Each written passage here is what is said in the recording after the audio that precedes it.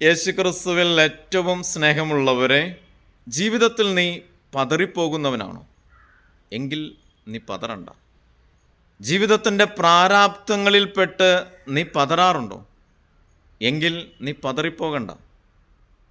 ഇന്ന് ധ്യാന വിഷയമായിട്ടെടുക്കുന്ന വചനഭാഗം യെശയ്യാ പ്രവാചകന്റെ പുസ്തകം 50-ാമത്തെ അധ്യായം 7 മുതൽ 9 വരെയുള്ള തിരുവചനങ്ങൾ. ദൈവമായ കർത്താവ് എൻ്റെ സഹായത്തിനുള്ളതിനാൽ ഞാൻ പതറുകയില്ല. എനിക്ക് ലജ്ജിക്കേണ്ടി വരികയില്ലെന്ന് ഞാൻ അറിയുന്നു. നീതി നടത്തിത്തരുന്ന കർത്താവ് നിൻ്റെ അടുത്തുണ്ട്. ആര് നിന്നെ കുറ്റം വിധിക്കും? അവരെല്ലാം വസ്ത്രം പോലെ പഴകിപ്പോകും. നിന്റെ ജീവിതത്തിൽ നീ പതറിപ്പോകുന്നവനാണ് എങ്കിൽ നിന്നോട് കർത്താവ് പറയുന്നു, നിന്റെ സഹായത്തിന് ഞാനുണ്ട്.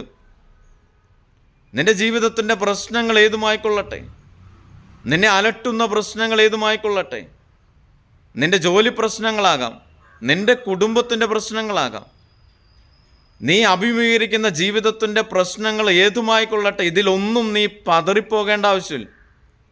കാരണം നിന്റെ സഹായത്തിന് നിന്നെ സഹായിക്കാൻ സാധിക്കുന്ന ഒരു കർത്താവ് നിൻ്റെ കൂടെയുണ്ട്. അതുകൊണ്ട് നീ പതറിപ്പോകേണ്ട.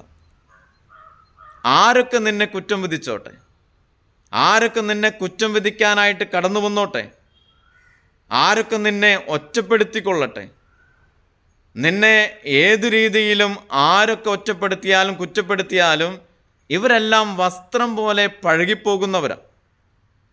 അതുകൊണ്ട് നിന്റെ ജീവിതത്തിൽ നീ ഒരിക്കലും പതറിപ്പോകാതെ ജീവിതത്തിലായിരിക്കണം. കാരണം നിന്നെ സഹായിക്കാൻ നിന്റെ കർത്താവ് കൂടെയുണ്ട്.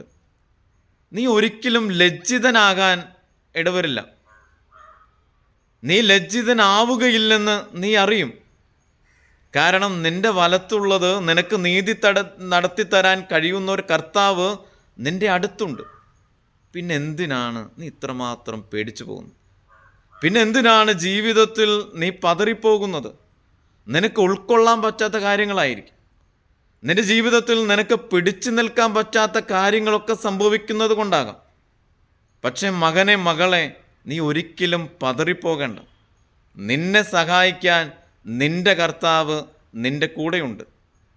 അതുകൊണ്ട് ജീവിതത്തിൽ പതറിപ്പോകാതെ, ആരൊക്കെ നിന്നെ ഒറ്റപ്പെടുത്തിയാലും കുറ്റപ്പെടുത്തിയാലും അതിലൊന്നും നീ വീണു പോകാതെ, പതറിപ്പോകാതെ, ധൈര്യത്തോടെ, ആത്മധൈര്യത്തോടെ എൻ്റെ കൂടെ കർത്താവുണ്ട് എന്ന വിശ്വാസത്തോടെ ജീവിക്കാൻ നമുക്ക് സാധിക്കണം. ദൈവം നമ്മെ അനുഗ്രഹിക്കട്ടെ.